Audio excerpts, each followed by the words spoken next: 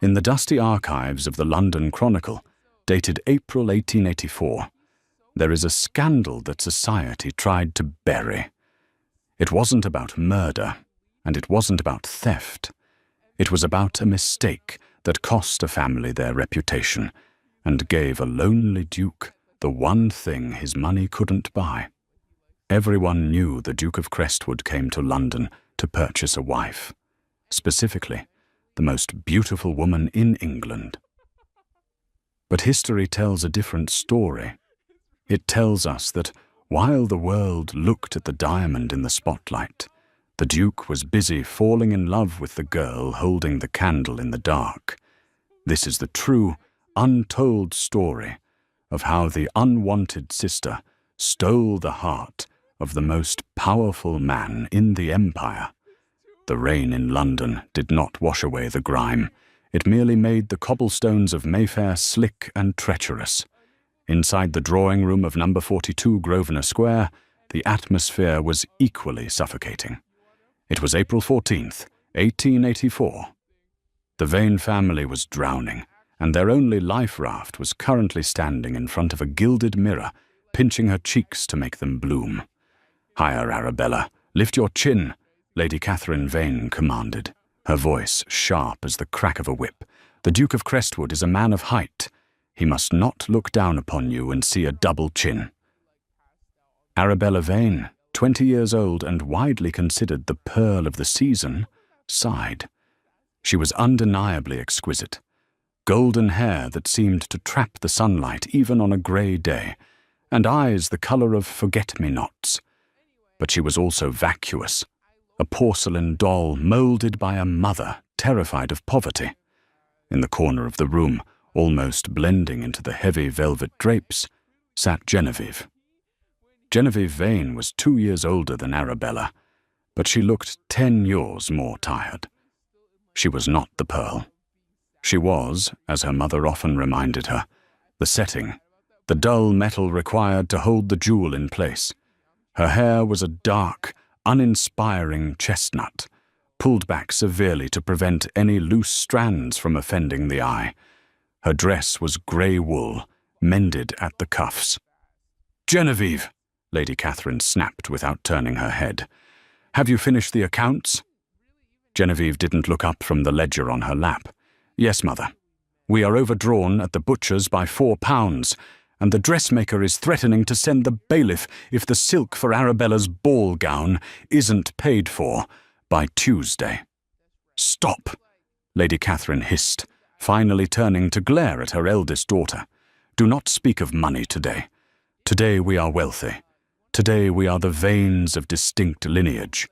Sebastian St. Clair is coming. Sebastian St. Clair, the Duke of Crestwood."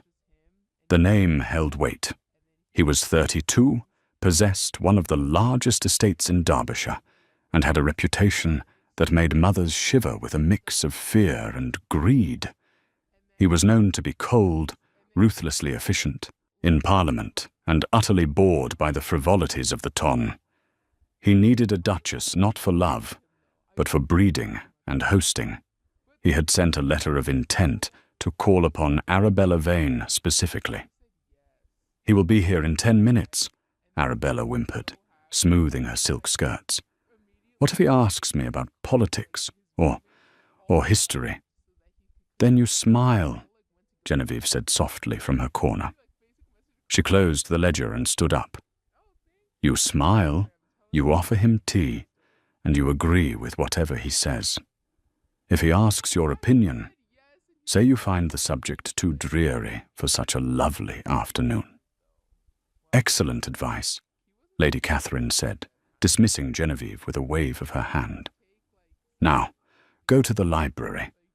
If the Duke sees you, he might think we cannot afford a proper maid and are using family members for labor. Stay out of sight until he leaves." It was a dismissal Genevieve was used to. She was the mistake, the daughter who wasn't beautiful enough to marry well, nor charming enough to be a companion. She was the invisible machinery that kept the Vane household running. She managed the servants, cooked the books to hide their debt, and wrote Arabella's correspondence. Genevieve picked up her ledger and walked toward the door. As she passed Arabella, she paused. "His Grace studied at Oxford," she whispered. "He prefers classical music to opera, and he hates the smell of lavender. Don't sit too close to the arrangement on the table." Arabella blinked, confused, but Genevieve was already gone, slipping into the shadows of the hallway, just as the heavy brass knocker on the front door slammed against the wood. The Duke had arrived. Genevieve didn't go to her room. She went to the library, a dusty, freezing room that the family rarely used. It was her sanctuary. The walls were lined with books her father, the late Baron Vane, had collected before gambling away their fortune. She sat at the heavy oak desk, shivering slightly, and opened the ledger again. But she couldn't focus on the numbers. Through the thin walls, she could hear the muffled baritone of a man's voice in the drawing room. It was deep, resonant, and devoid of the high-pitched affectations of most London dandies. She imagined him. Sebastian St. Clair. She had read his speeches in the papers. He argued for agrarian reform and tenant rights, arguments that were logical, fierce, and surprisingly compassionate. It was hard to reconcile the man who wrote those passionate speeches with the man currently inspecting her sister like a prize mare. "He will choose her," Genevieve whispered to the empty room. "Men always choose the light. They never think to look at what casts the shadow." The courtship was swift, precise, and agonizingly dull. For 2 weeks, the Duke of Crestwood called upon Arabella Vane. He took her for rides in Hyde Park in his black carriage. He escorted her to the opera. He sent flowers, white roses, stiff and formal. And every evening, Arabella would return to the house in tears. "He is made of stone," Arabella cried one evening, throwing her bonnet onto the chaise. "He asked me today what I thought of the tension in the Sudan. The Sudan. I told him I thought the fabric was lovely, and he looked at me as if I were a simpleton." Genevieve, who was mending the hem of Arabella's walking dress, hid a smile. "Arabella, the Sudan is a place in Africa. There is a war there." "Well, how was I to know?" Arabella sobbed. "He scares me, Ginny. He stares at me with those icy grey eyes, waiting for me to say something clever. I have nothing clever to say. I just want his title and his money, so we don't have to live in this draughty house." Lady Catherine paced the floor. "You must try harder. We have the invitation to the Amberson ball. It is rumoured he will propose there. You must captivate him, Arabella. Memorize a poem. Something intellectual." Genevieve sighed. "I will write something out for you. You can learn it by rote." The night of the Amberson ball arrived. It was the pinnacle of the season. The ballroom was a swirling galaxy of silk, diamonds, and candlelight. Genevieve was in attendance, though only barely. As a poor relation, she was dressed in a remade gown of dark navy, seated behind the potted palms near the chaperones. Her job was to hold Arabella's fan and smelling salts should the corset prove too tight. She watched from afar as Sebastian St. Clair danced with Arabella. He was taller than she imagined, broad-shouldered and imposing in his black evening wear. His face was handsome but severe, with a jawline that looked carved from granite. He moved with a predatory grace, but Genevieve noticed the tightness around his eyes. He was bored. Midway through the evening, Arabella was swept away by a young viscount, and the Duke, seizing the opportunity for escape, slipped away from the dance floor. Genevieve watched him go. He didn't head for the smoking room where the men gathered to gamble. He headed toward the terrace doors, but finding them crowded, he turned down the corridor, leading to the private library of Lord Amberson. Genevieve hesitated. She should stay put, but the air in the ballroom was stifling, and the sight of Arabella flirting badly with the Viscount was giving her a headache. She waited a moment, then followed the Duke's path, intending to find a quiet alcove to rest. She found the library door ajar. Inside, the room was dim, lit only by the dying embers of a fire. She thought it was empty. She stepped inside, exhaling a long breath, and walked over to the massive globe standing near the window. She spun it gently, her finger tracing the line of the equator. "If you are looking for the Sudan," a deep voice rumbled from the shadows of a wingback chair, "it is a bit higher and to the right." Genevieve jumped, her hand flying to her chest. Sebastian St. Clair rose from the chair. In the low light, he looked even more intimidating. He held a glass of brandy in one hand and a book in the other. "Your Grace," she stammered, dropping into a clumsy curtsy. "I apologize. I thought the room was unoccupied." It was occupied by a man seeking refuge from the insipid noise of violins and matchmaking mothers, Sebastian said, stepping into the firelight. He looked at her, really looked at her. Genevieve knew what he saw, a plain girl in an outdated dress with ink stains on her fingers. A nobody. "I will leave you in peace," she said, turning to the door. "Wait," he commanded. It wasn't a shout, but the authority in his voice stopped her cold. "You spun the globe. You knew where your hand landed, the Ivory Coast." Genevieve turned back, lifting her chin slightly. "I have read about the trade routes, the export of cocoa and timber." Sebastian raised an eyebrow. "Indeed? And what is your opinion on the French expansion into that region?" It was a test. He was mocking her, surely. He expected her to titter and say something about the lovely fabrics. A spark of defiance lit up in Genevieve's chest. She was invisible anyway. What did it matter what she said? "I think," she said, her voice steadying, "that the French are overextending themselves. However, their investment in infrastructure puts the British efforts to shame. If we do not modernize our ports in the West, we will lose the trade war before a single shot is fired." Silence stretched between them. The clock on the mantel ticked loudly. Sebastian lowered his glass. The look of boredom was gone, replaced by a sharp, piercing intensity. "A bold assertion," he said softly, "and entirely correct." He took a step closer. "Who are you?" Genevieve's heart hammered against her ribs. If she told him she was Arabella's sister, the plain one, he would dismiss her.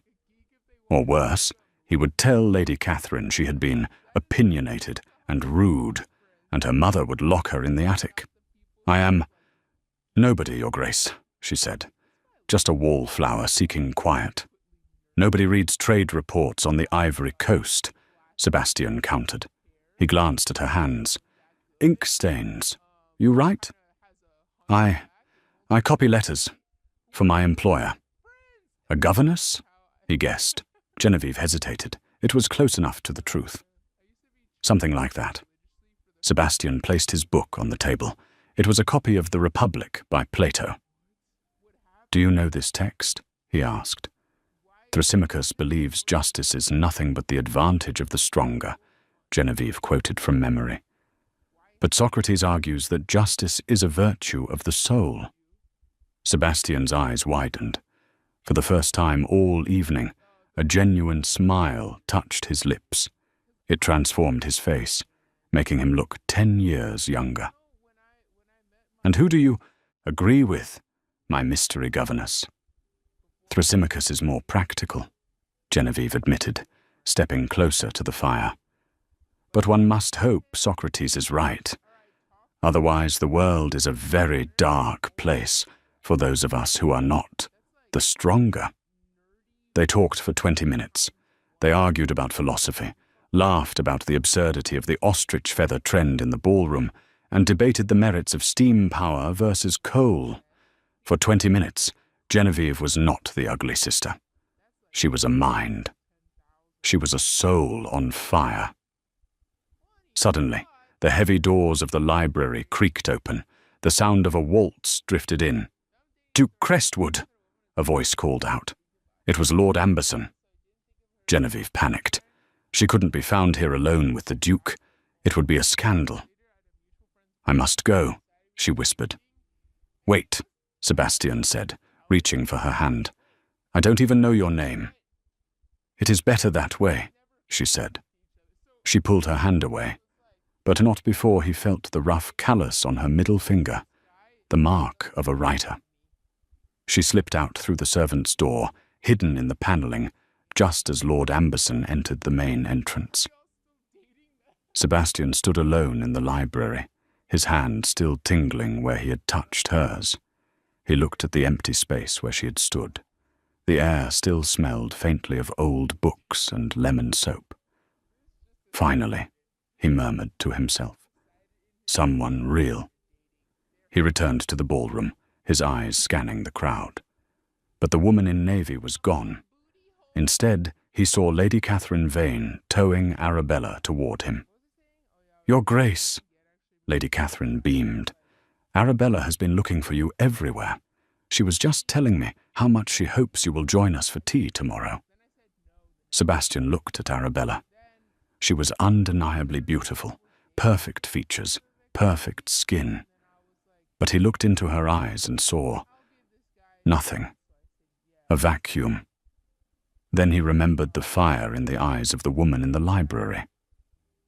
"I would be delighted," Sebastian said, a plan forming in his mind. "In fact, I find myself quite eager to visit Grosvenor Square again." He wasn't coming for the pearl. He was coming to hunt the ghost. The following morning, a liveried footman arrived at number 42 Grosvenor Square. He did not carry the expected bouquet of white roses. Instead, he carried a small, heavy parcel wrapped in brown paper. Arabella squealed with delight, ripping the paper open. Her face fell instantly. "A book?" she exclaimed, holding it up as if it were a dead rodent. "He sent me a book?" Lady Catherine snatched it from her daughter's hands. "It is a first edition of The Wealth of Nations. And look, there is a note." She pulled a thick cream card from the cover. It says, "To Miss Vane.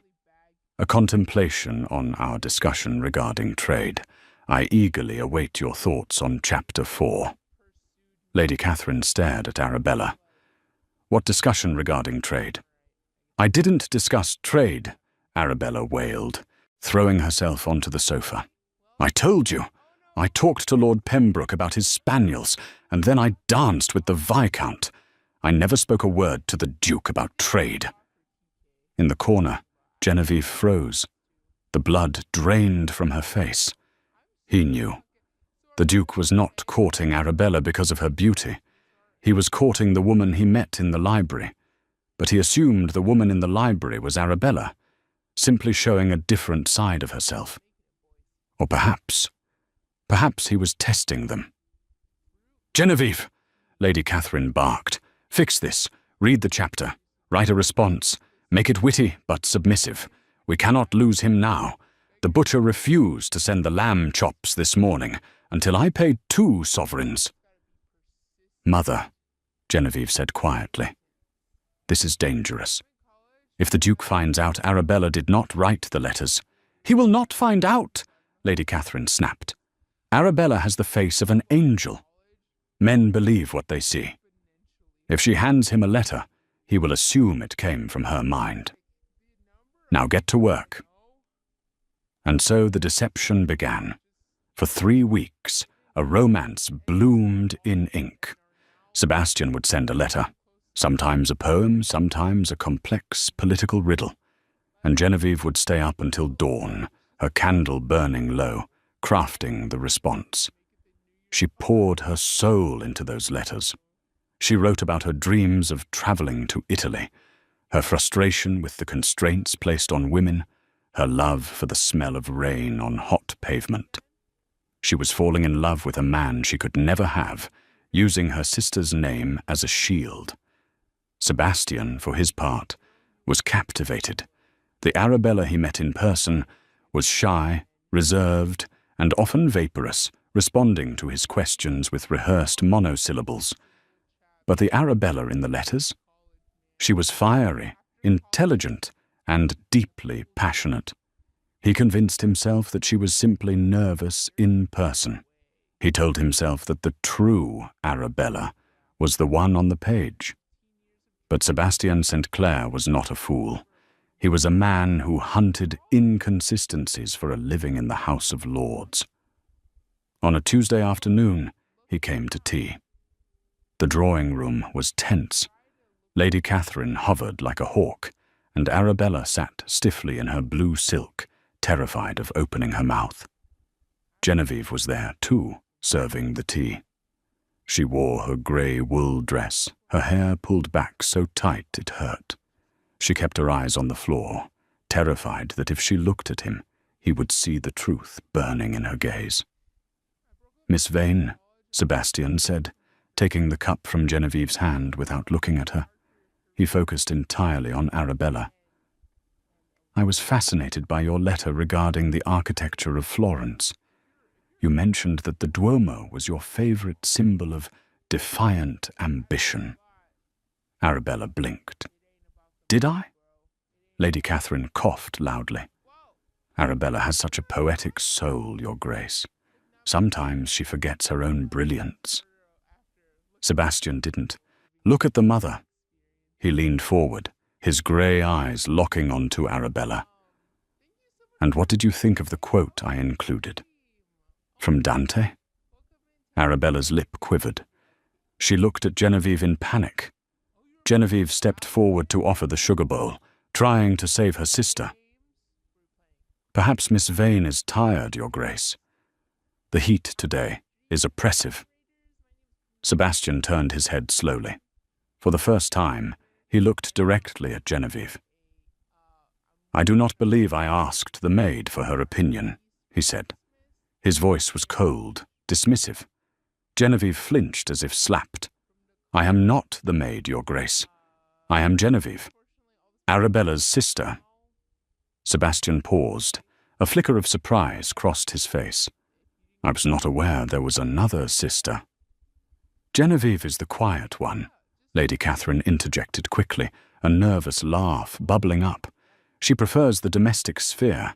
She is simple in her tastes." Sebastian studied Genevieve. He looked at her plain dress, her ink-stained fingers, her weary eyes. He saw nothing of the fire from the library. He saw nothing of the woman from the letters. "I see," Sebastian said, turning his back on her. "My apologies, Miss Genevieve. Please, fetch more hot water." Genevieve turned and walked out of the room, her heart shattering into dust. He didn't recognize her. He didn't see her. To him, she was just furniture.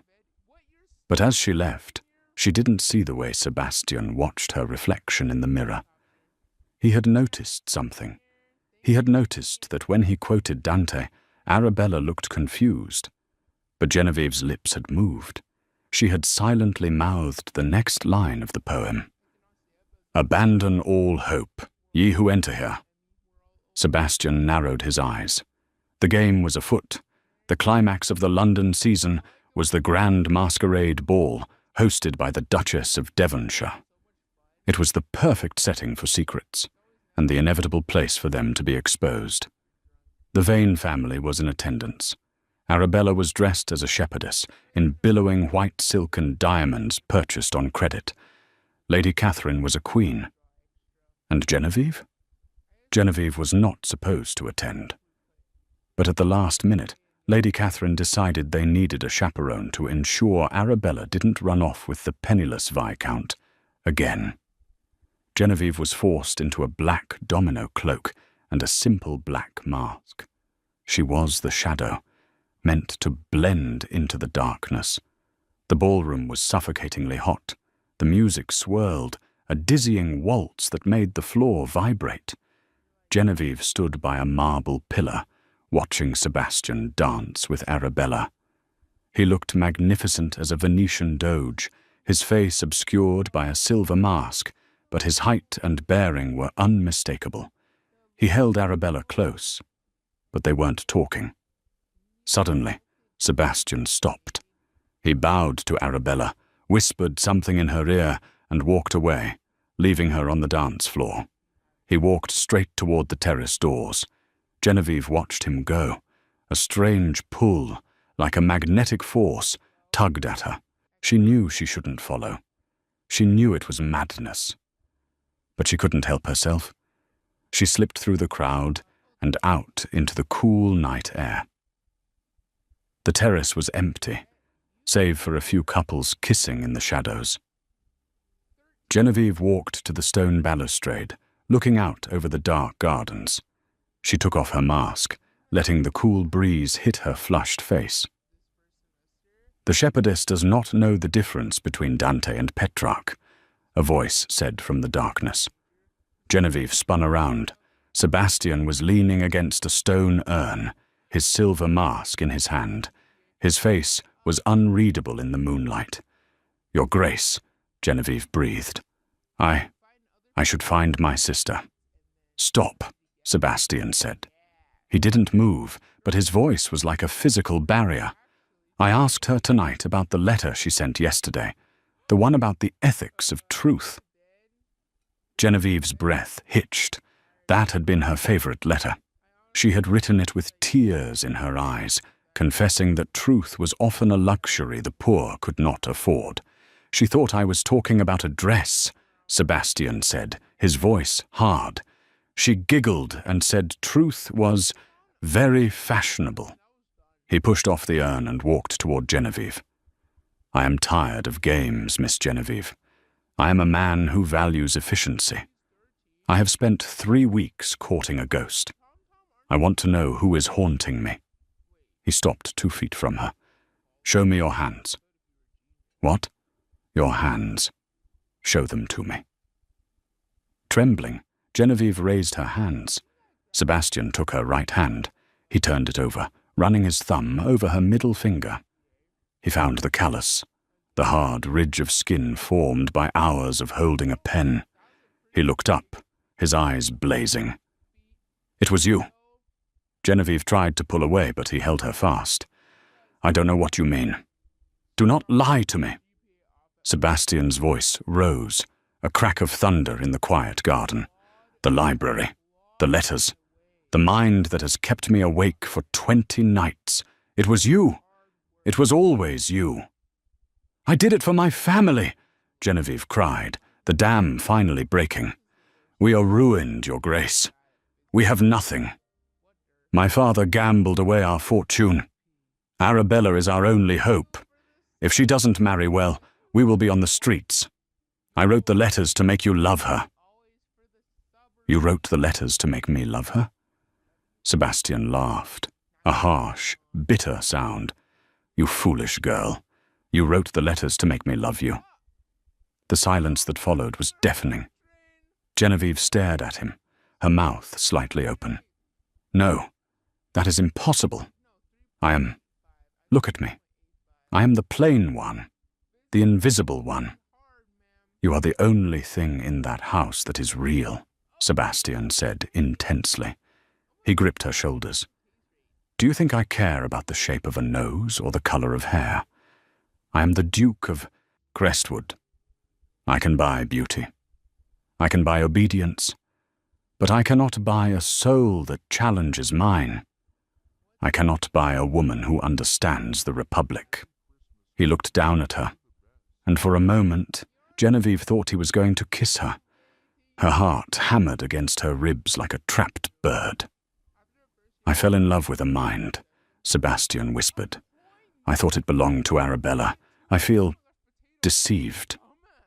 He let go of her abruptly, stepping back. The tenderness vanished, replaced by a cold fury. "You played me for a fool, Genevieve Vane. You and your mother. You presented a false bill of goods." "I never meant to hurt you," Genevieve wept. "I only wanted to save my sister." "And in doing so, you have condemned us all," Sebastian said. "I cannot marry Arabella. I cannot marry a woman I do not respect, and I cannot marry you." Genevieve felt a cold hand grip her heart. "Why?" "Because you are a liar," Sebastian said, his voice flat. "And because society would destroy us. Imagine the scandal. The Duke rejects the pearl for the spinster sister. They would say I was bewitched. They would say you tricked me, and they would be right." He put his mask back on, hiding his face once more. "The courtship is over, Miss Vane. Tell your mother I will not be calling again. I will leave for Derbyshire in the morning." He turned and walked away, his cape swirling around him, disappearing into the ballroom. Genevieve stood alone on the terrace, the moonlight illuminating the tears streaming down her face. She had won his heart, only to lose him to her own deception. But as she stood there, a figure emerged from the shadows of the hedges nearby, a short, stout man with a notebook. It was Mr. Silas Finch, the most notorious gossip columnist in London. He had heard every word. "Oh, this is delicious," Finch muttered to himself, scribbling furiously. "The Duke, the spinster, and the fraud. London will burn for this." Genevieve didn't see him. She only saw the empty door where Sebastian had gone. The unravelling was complete. The ruin she had tried so hard to prevent was coming, and it was going to be far worse than bankruptcy. The morning sun hit London with a cheerful brilliance that felt like a mockery to the residents of number 42 Grosvenor Square. It began with a scream. Genevieve was in the kitchen, scraping mould off a block of cheese, when she heard her mother's shriek echo from the breakfast room. It was not a sound of annoyance. It was the sound of a woman watching her life burn to the ground. Genevieve dropped the knife and ran upstairs. She found Lady Catherine clutching the morning edition of the Tatler, her face a mask of purple rage. Arabella was already sobbing into her napkin. "You!" Lady Catherine screeched, pointing a trembling finger at Genevieve. "You have destroyed us, you spiteful, jealous little wretch." She threw the paper at Genevieve. It fluttered to the floor, landing face up. The headline was bold, black, and damning. "The Duke and the Dupe. How a Plain Jane Tricked a Peer by Silas Finch." Genevieve felt the blood drain from her legs. She sank to her knees and read the opening paragraph. "London society has long admired the beauty of Miss Arabella Vane, the so-called pearl of the season. But it seems the pearl is nothing but a hollow shell. Sources confirm that the Duke of Crestwood, the Empire's most eligible bachelor, was not courting the beauty, but the brains of her spinster sister, Genevieve. Through a deceitful campaign of forged letters and stolen words, the plain Miss Vane tricked the Duke into falling for a phantom. But the game is up. The Duke has fled, and the Vanes are left with nothing but their lies. It was brutal, it was exaggerated, and it was devastating. "We are ruined," Arabella wailed, lifting her tear-streaked face. "Lord Pembroke sent a note cancelling our walk. The invitation to the royal garden party has been rescinded. No one will marry me now. I am the laughingstock of London." "Get out!" Lady Catherine hissed, her voice dropping to a terrifying whisper. "Get out of my sight, Genevieve. Go to the attic. You are not to be seen. You are not to eat. You are a stain on this family." Genevieve didn't argue. There was no point. She stood up, her legs shaking, and walked out of the room. As she climbed the stairs to the servants' quarters, she heard the front door knocker banging incessantly. It wasn't guests. It was the creditors. By noon, the house was under siege. The news of the scandal had spooked every merchant in Mayfair. The butcher, the dressmaker, the wine merchant. They all wanted their money now. From her window in the attic, Genevieve watched as two burly men carried out the pianoforte, then the velvet chaise, then the silver candelabras. The house was being stripped. The illusion of wealth they had maintained for so long was being dismantled piece by piece. Genevieve sat on her narrow cot, staring at the wall. She didn't cry. She felt a strange, numb calm. The worst had happened. The secret was out. There was nothing left to fear. She thought of Sebastian. He was likely halfway to Derbyshire by now, speeding away from the wreckage she had caused. He probably hated her. He read the paper and laughed, or perhaps he felt vindicated. Thrasymachus was right, she thought bitterly. Justice is the advantage of the stronger, and I was never strong enough. Downstairs, the noise of the looting ceased. A heavy silence fell over the house. Then, heavy footsteps on the stairs.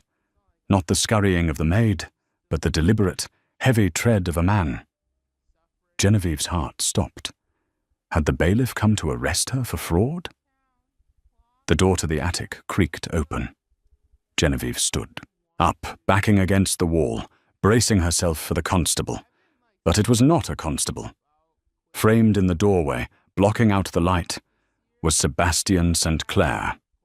He looked like a thunderstorm that had taken human form. He was still wearing his traveling clothes, a heavy greatcoat and riding boots splashed with mud. He held a riding crop in one hand and a crumpled copy of the Tatler in the other. Genevieve couldn't breathe. "Your Grace." Sebastian didn't speak. He stepped into the tiny, dusty room. He looked around at the peeling wallpaper, the single cot, the cracked wash basin. His jaw tightened until a muscle jumped in his cheek. "This is where you live?" he asked, his voice low and dangerous. "It is sufficient," Genevieve whispered. "Why are you here? I thought you left." "I was at the station," Sebastian said. He threw the newspaper onto the cot. "I read this." He took a step closer, crowding her in the small space. "Do you know what they are calling you? A witch, a siren, a fraud." "They are right," Genevieve said, looking down. "I deceived you." "Yes, you did," Sebastian agreed harshly. "But this article, it paints you as a villain. It says you did it out of malice, out of jealousy." "Does it matter?" Genevieve asked. "The result is the same." "It matters to me," Sebastian roared. The sound filled the small room, making Genevieve flinch. He paced the small floor, 3 steps one way, 3 steps back. "I sat on the train, Genevieve. I watched the city fade away, and I realized something. I was angry at you, yes. My pride was wounded. But when I read those words, when I saw how easily the world turned on you, how they enjoyed tearing you apart." He stopped and looked at her. The anger in his eyes had shifted. It wasn't directed at her anymore. It was a protective, possessive fire. "You are the smartest woman I have ever met," Sebastian said, "and you are living in a cupboard while your foolish sister and cruel mother weep over furniture downstairs." "They are my family," Genevieve defended weakly. "They are parasites," Sebastian corrected. "I saw the bailiffs. I paid them off." Genevieve's eyes widened. You what?" "I paid them. All of them. The butcher, the baker, the damn dressmaker. The debt is cleared." Genevieve felt dizzy. "Why? That is thousands of pounds. Why would you do that after what I did?" Sebastian closed the distance between them. He reached out and took her chin in his hand, forcing her to look at him. "Because I am a selfish man, Genevieve. I told you, I want a mind that challenges mine. I cannot have that if you are in a debtor's prison or starving in an attic." He took a deep breath. "I have a proposition, an ultimatum." "I have nothing to give you," Genevieve said. "You have yourself," Sebastian said. "I am going to marry you, Genevieve." Genevieve gasped. She pulled back, shaking her head. "No, you can't. The scandal. They will destroy you. A duke marrying the disgraced spinster? You will be a pariah. Let them talk, Sebastian said with a sneer. I am the Duke of Crestwood. I am richer than God and twice as powerful. If I choose to marry the woman who bested me in a battle of wits, that is my prerogative. But, he held up a finger, there are conditions. Genevieve waited, her heart pounding. First, Sebastian said, we leave London. Tonight, we go to Derbyshire. I will not have my wife subjected to the whispers of these vipers. And second? Second, Sebastian's expression hardened. Your family stays here. Genevieve froze. What? I have paid their debts, Sebastian said. They have the house. They have a clean slate. But I will not support them further, and you will not write to them. You will not send them money. You are choosing me, Genevieve. You are choosing a life of the mind, a life of truth. You cannot take the lies of this house with you. It was a cruel choice. Her mother and sister were vain and foolish, but they were the only world she had ever known. To leave them was to sever the root of her existence. They cannot survive without me, Genevieve whispered. Arabella doesn't know how to boil an egg. Then she will learn, Sebastian said. Or she will find a husband who will tolerate her vacuousness. That is not your burden anymore. He held out his hand. His palm was broad, calloused from riding. It was an invitation to a new life, a terrifying, exhilarating life. Choose, Genevieve, Sebastian said softly. The shadows, or the flame. Genevieve looked at his hand. She looked at the dusty attic where she had spent 22 years hiding. She thought of the letters she had written. Letters about freedom, about passion, about the Ivory Coast and the stars. Those letters were not lies. They were her soul. And this man, this formidable, terrifying, wonderful man, had read them and loved them. Slowly, deliberately, Genevieve reached out. She placed her ink-stained hand into his. I choose the flame, she whispered. Sebastian's fingers closed around hers, tight and secure. He didn't smile, but the look in his eyes was enough to burn the world down. Good, he said. Pack your books. We leave in 10 minutes. The journey north was a severance, a physical cutting of the ties that bound them to the suffocating propriety of London. For 3 days, the carriage rattled over roads that turned from the smooth cobblestones of the capital to the rutted, muddy tracks of the countryside. Inside the velvet-lined cabin, a companionable silence reigned, though it was thick with unspoken thoughts. They had stopped briefly in a grey, wind-swept parish just outside of Nottingham. There were no pealing bells, no choir of angelic boys, and certainly no audience of envious peers. The church was damp, smelling of old stone and beeswax. A nervous vicar, his hands trembling as he held the special license procured by the Duke's formidable solicitors, performed the ceremony in a hurried whisper. Genevieve wore the same grey woolen travelling suit she had fled London in. There was no white silk, no orange blossoms. When the moment came, Sebastian took her hand, his grip firm, warm and anchoring. He slid the heavy gold band onto her finger. It felt weighty, a shackle and a promise all at once. He did not vow to worship her, nor did he promise to obey. Instead, he looked her dead in the eye, his grey gaze piercing through her insecurity, and whispered a vow that wasn't in the prayer book. I promise never to bore you. It was, Genevieve realized with a start, the most romantic thing anyone had ever said to her. By the time the carriage crested the final ridge into Derbyshire, the landscape had shifted into something wild and untamed. Crestwood Manor did not welcome guests, it challenged them. It was a fortress of dark, hewn stone, rising from the bleak expanse of the moors like a jagged tooth of the earth itself.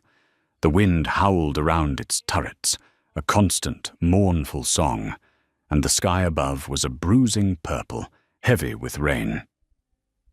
"It is severe," Sebastian remarked, watching her reflection in the carriage window, bracing himself for her disappointment. "Most find it terrifying. My mother hated it." Genevieve pressed her gloved hand against the cold glass, watching the heather bow before the gale. "It looks resilient," she murmured. "It looks like it doesn't care what the world thinks of it. It simply exists on its own terms." Sebastian smiled then, a rare, genuine expression that softened the harsh lines of his face. "Then you are home, Duchess?" However, entering the house as its mistress was a battle of a different sort. The staff at Crestwood were loyal to the ancient St. Clair line, a hierarchy carved in stone. They had expected a glittering socialite, a pearl to brighten the gloomy halls. Instead, the master had brought home a quiet, mouse-like woman with ink-stained fingers who knew the current price of lamp oil and insisted on carrying her own books. Mrs. Halloway, the housekeeper, was a woman made of iron and starch, and she became the first obstacle. "Your Grace," Mrs. Halloway intoned stiffly one morning, standing like a sentry in the doorway of the morning room. "The menu for the dinner with the bishop has been set. We shall serve the roast pheasant in a heavy port reduction, followed by the sweat pudding." Genevieve did not look up from the ledger she was correcting. "The bishop has gout, Mrs. Halloway. Rich game and heavy sweat will only aggravate his condition and put him in a foul mood for the duration of his stay. We will serve the poached salmon with dill and a vegetable consommé." Mrs. Halloway bristled, her keys jingling at her waist. "But, Your Grace, the pheasant is traditional. The late Duchess always insisted on game for high clergy. It is the Crestwood way." Genevieve stopped writing. The silence stretched, tense, and brittle. She closed the ledger with a deliberate, soft snap. When she stood up, she was small, but she summoned every ounce of the dignity she had learned from reading about queens and warriors. "The late Duchess is not here," Genevieve said, her voice calm but ringing with steel. "I am, and I do not wish to poison the bishop. Salmon, Mrs. Halloway, and please have the library fire lit early. The Duke and I will be working late." Mrs. Halloway stared at her, searching for weakness. She found none. Slowly the older woman curtsied, lower and more respectful than she ever had before. "As you wish, Your Grace." Genevieve had conquered the house, but conquering the man was a far more delicate matter. For the first month, they lived in a strange, suspended state of intellectual intimacy and emotional distance. They were like colleagues working on a great project. They spent their evenings in the vast, shadow-filled library, sitting in opposing wing-back chairs. The only sounds were the crackling of the fire and the scratching of pens. Sebastian worked on his parliamentary bills regarding tenant rights. Genevieve edited his speeches, sharpening his arguments, and managed the estate ledgers with ruthless efficiency. It was exactly the partnership Sebastian had claimed he wanted. But as the weeks bled into November, a hollow ache began to expand in Genevieve's chest. She had the flame of his mind, yes, but she found herself craving the warmth of his heart.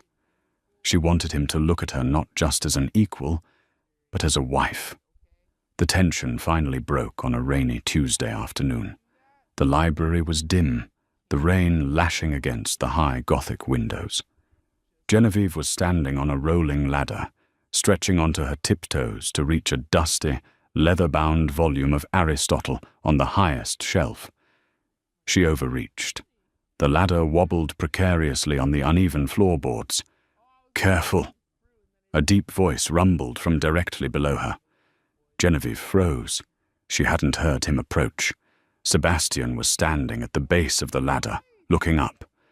Instinctively, he reached out, his large hands gripping her waist to steady the latter and her. His palms were warm, the heat searing through the fabric of her dress. Genevieve looked down. He was so close. The air in the room suddenly felt thin, charged with electricity. "I can reach it," she said, though her voice was breathless and unconvincing. "I know you can," Sebastian said softly. He didn't let go. "You can do anything, Genevieve. You run this estate better than I ever did. You argue with the vicar about theology, and you win. You have charmed the tenants." His thumbs brushed against her ribs, a touch that sent a shiver down her spine. "But there is one thing you have not done. You have not stopped calling me your Grace." Genevieve swallowed hard, her heart hammering against her ribs like a trapped bird. "It is proper." "I do not want proper," Sebastian growled, a flash of frustration crossing his eyes. He pulled her down from the ladder. It wasn't rough, but it was decisive. She slid into his arms, her feet hitting the floor, her body pressed flush against his. The smell of him, rain, old paper, and sandalwood, overwhelmed her. "I want the woman who wrote me the letters," he whispered fiercely, his forehead resting against hers. "I want the woman who told me that passion is the only thing worth dying for. Where is she, Genevieve? Why is she hiding from me?" "She is afraid," Genevieve admitted, the words tumbling out before she could stop them. "Afraid of what?" "Afraid that if you look too closely, without the letters, without the distance, you will realize you made a mistake, that you married the shadow instead of the light." Sebastian let out a ragged breath, as if she had struck him. He cupped her face in his hands, forcing her to look at him. "You are not the shadow, Genevieve. You are the sun," he said, his voice raw with emotion. "You are the only thing that has ever made this cold, empty tomb of a house feel alive. I don't want the pearl. I never did. I want you." He kissed her then. It wasn't the chaste, polite peck of a convenient marriage. It was a kiss of hunger, a collision of months of repressed longing and solitary desire. It was deep and claiming, a physical seal on the intellectual bond they had already forged. In that kiss, the last of the deception melted away. There were no more secrets, no more ghosts of the past. Just a man and a woman, standing in the center of a storm, holding on to each other as if they were the only two people on earth. 6 months later, spring had finally come to the moors, painting the purple hills with strokes of green. A letter arrived from London, addressed in a loopy familiar scrawl to Her Grace, the Duchess of Crestwood. Genevieve sat in the morning room, the sunlight streaming across the breakfast table, illuminating the silver service. Sebastian was opposite her, reading the Times, his boots resting comfortably near the fire. "From your mother?" he asked, not looking up, though his tone was guarded. "From Arabella," Genevieve said. She broke the wax seal, her hand steady. "Dearest Ginny, I hope this finds you well. Mother is still furious, of course. She refuses to speak your name and tells everyone you have been exiled to the hinterlands. But I thought you should know. I am married. His name is Mr. Arthur Pendleton. He is a solicitor. He is not a duke. He is short, and he has a terrible laugh that sounds like a goose, and he likes to talk about tort law for hours. But Ginny, he thinks I am funny. Not clever, perhaps. I will never be clever like you. But he thinks I am funny.